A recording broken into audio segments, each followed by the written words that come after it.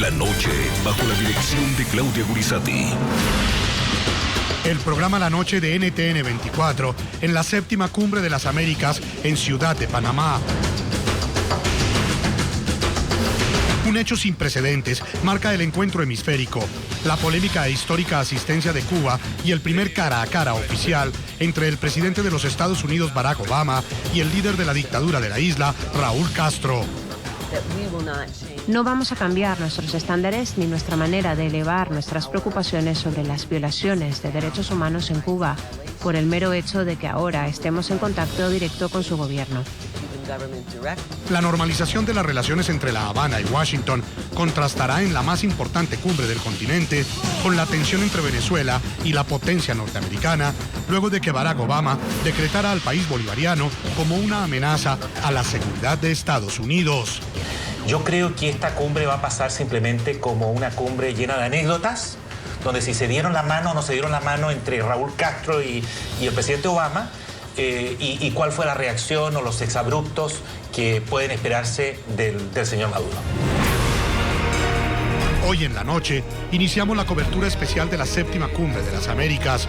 Desde Florida, Juan Antonio Blanco, director ejecutivo del Centro para Iniciativas de América Latina y del Caribe del Miami-Dade College, y desde Washington, D.C., Santiago Cantón, director ejecutivo del Robert F. Kennedy Human Rights, y Eric Olson, experto del Centro de Pensamiento Woodrow Wilson Center, analizan cómo llegan los países del hemisferio al encuentro y hacen una completa radiografía sobre el reconocimiento político del que goza Cuba como invitado al escenario democrático, pese a que el país sigue dominado por la dictadura de los hermanos Castro.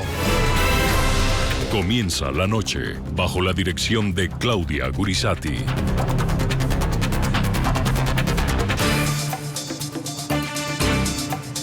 Buenas noches. La noche, bajo la dirección de Claudia Gurizati, enciende las luces para que usted vea el punto clave de la noticia. Soy Jefferson Beltrán, bienvenidos. La noticia: la 7ª Cumbre de las Américas, que tendrá lugar esta semana, específicamente este viernes y sábado, en Ciudad de Panamá, y la eventual participación que tendrán en ella todos, absolutamente todos los presidentes y jefes de Estado de nuestro continente. El punto clave de la noticia: este año, en un hecho sin antecedentes, el encuentro político más importante de la región reúne en un mismo lugar al presidente Barack Obama y al líder actual de la dictadura cubana, Raúl Castro. Cuba, sin ser un país democrático, asistirá como uno de los principales invitados a una celebración en la que formalizará el restablecimiento ya anunciado de sus relaciones con los Estados Unidos. Creo que es un club de democracias, pero hay un país importante como Cuba, que obviamente no está siguiendo el modelo democrático de otros países, pero los países dicen que para que Cuba sea democrático, más democrático que es importante integrar Cuba en los procesos regionales y hemisféricos. Yo creo que ante la opinión pública estas reuniones carecen de total credibilidad. Son unos encuentros periódicos donde al final se escudan en unos discursos y le colocan un título a la cita que es tan abstracto y que realmente no tiene mayor relevancia o impacto para la vida de los latinoamericanos o en las Américas. El punto clave de la noticia: la reconciliación entre Cuba y Estados Unidos tendrá también como telón de fondo en esta cumbre de las Américas la confrontación que, paradójicamente, con el apoyo de Cuba, buscará Nicolás Maduro con el presidente Barack Obama. En medio del silencio que abunda en nuestro continente, el mandatario estadounidense ha sido el único presidente en ejercicio que recientemente ha llamado la atención frente a la grave situación que enfrentan los derechos humanos y la persecución que sufre la oposición en Venezuela. Mientras que los Castro se acercan a los Estados Unidos, paradójicamente su principal socio, Venezuela, enfrenta el peor momento en sus relaciones diplomáticas con la potencia norteamericana. Sé que hay preocupaciones sobre las acciones que tomamos sobre Venezuela en las sanciones. Creo que han sido explicadas muy bien y creo que las personas entienden que eran el resultado del lenguaje que usaban. No tenemos deseos de invadir ni de sacar al gobierno. La noticia. Durante la séptima cumbre de las Américas no solo está prevista la asistencia de delegaciones y jefes de Estado de 35 países del hemisferio. También, mientras se celebra el encuentro hemisférico en Panamá, un grupo de exmandatarios latinoamericanos junto al expresidente del gobierno español, José María Aznar, entregarán todos ellos una declaración conjunta frente a la crisis en Venezuela por cuenta del encarcelamiento de opositores políticos. 21 expresidentes exigirán respeto a las libertades democráticas en el país bolivariano y la inmediata libertad para Leopoldo López, Antonio Ledesma y Daniel Ceballos. Comparto el orgullo que sentimos de ser los anfitriones de un renovado diálogo hemisférico en el cual la integración, la cooperación, la paz y la justicia serán los pilares de las políticas que emanarán de este encuentro bajo el tema Prosperidad con Equidad, el desafío de la cooperación en las Américas. Los días viernes 10 y sábado 11 de abril, Panamá será el escenario de la séptima cumbre de las Américas que convoca a los jefes de Estado y de Gobierno del hemisferio occidental. El encuentro, que en la actualidad es celebrado cada 3 años, fija sus discusiones principalmente en torno a temas como fortalecimiento de la democracia, derechos humanos, libre comercio e integración económica y erradicación de la pobreza, por lo que diversos foros son desarrollados simultáneamente. La séptima cumbre de las Américas, Panamá 2015, es el punto de partida de ese nuevo proceso de consolidación de nuestro hemisferio, en el que compartiremos experiencias y buenas prácticas para que nuestras agendas de Estado sean sinónimos de progreso. La reunión de más alto nivel de las Américas, auspiciada por la OEA, contará en esta ocasión con la presencia de delegaciones de 35 países. Estamos ante una gran oportunidad para afianzar los valores democráticos, la defensa de los derechos humanos, la transparencia institucional y las libertades individuales que nos permitan continuar con un crecimiento económico sostenible e incluyente. Bienvenidos a la República de Panamá, nación que los recibe con un espíritu fraternal. Histórica invitación. En su séptima edición, un hecho particular marcará para la historia el desarrollo de la Cumbre de las Américas. Por primera vez, el gran ausente asistirá, el régimen de los hermanos Castro. Con la invitación a Cuba, la cumbre por primera vez lleva a cabo una convocatoria completa a todos los jefes de Estado y de Gobierno de las Américas. Un hecho histórico, pues un espacio democrático recibirá a un líder de un régimen que carece de democracia. La OEA excluyó a la isla de los Castro en 1962, pero en 2009 dejó sin efecto la resolución que no le permitía su participación en el sistema interamericano. Histórica cita. Con la asistencia de Cuba, todos los ojos del mundo están puestos en Panamá. Esta nación centroamericana y la séptima cumbre de las Américas también pasarán a la historia por ser el epicentro del primer cara a cara en una cumbre oficial de alto nivel entre el presidente de Estados Unidos, Barack Obama, y Raúl Castro. Encuentro que marca especial interés luego de que ambos mandatarios decidieran en diciembre pasado restablecer las relaciones diplomáticas rotas desde 1961. La expectante cita Obama-Castro coincide con la que será la última asistencia del mandatario estadounidense a una cumbre de las Américas, pues su periodo culmina en enero de 2017. Muy bien, en el programa de la noche hoy tenemos un panel de lujo para analizar lo que representa esta cumbre, esta séptima cumbre de las Américas y la forma como llegan cada uno de los países, como llega Venezuela, como llega Cuba y como llegan los Estados Unidos en sus relaciones diplomáticas con todo el hemisferio. Voy a saludar a nuestros invitados en Washington, D.C., en nuestros estudios.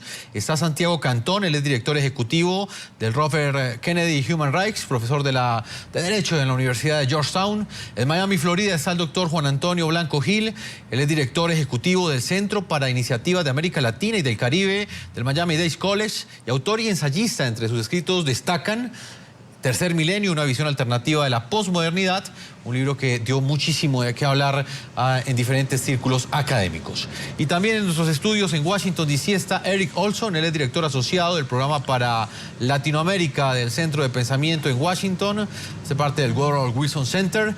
Ellos son mis invitados el día de hoy. Quiero comenzar en nuestros estudios en Washington, D.C., con el señor Santiago Cantón, preguntándole específicamente por uno de los hechos que eclipsa esta séptima cumbre de las Américas, que tendrá lugar este viernes y sábado en Panamá. Señor Santiago Cantón, ¿cómo cree usted que llega Cuba a este importante encuentro regional? Por un lado, hay una conciliación, hay una reconciliación con los Estados Unidos, pero por el otro lado está la confrontación que planteará el presidente Nicolás Maduro a su homólogo en los Estados Unidos, Barack Obama. ¿Cuál es su opinión frente a este escenario?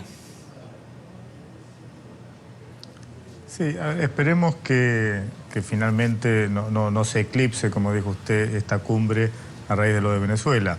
Yo creo que el hecho del acercamiento hacia Cuba es posiblemente el hecho histórico más importante en las relaciones entre Estados Unidos y América Latina de los últimos 60 años.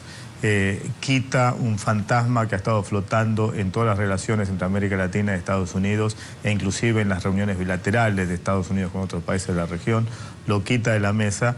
Pero si bien es cierto, se está corriendo riesgo que ese fantasma sea reemplazado por el fantasma de Venezuela. Esperemos que eso no suceda. Eso va a depender tanto de Estados Unidos como de los otros países de América Latina, y ver de qué manera reaccionan frente a los hechos que están ocurriendo en Venezuela. Lo que no nos tenemos que olvidar es que en Venezuela están ocurriendo graves violaciones a los derechos humanos. Esperemos que los países de América Latina vean esa situación, traten de resolver esa situación, y que el tema de Venezuela no termine eclipsando la que puede ser una de las cumbres más importantes en el mejoramiento en la historia, de las relaciones entre Estados Unidos y América Latina.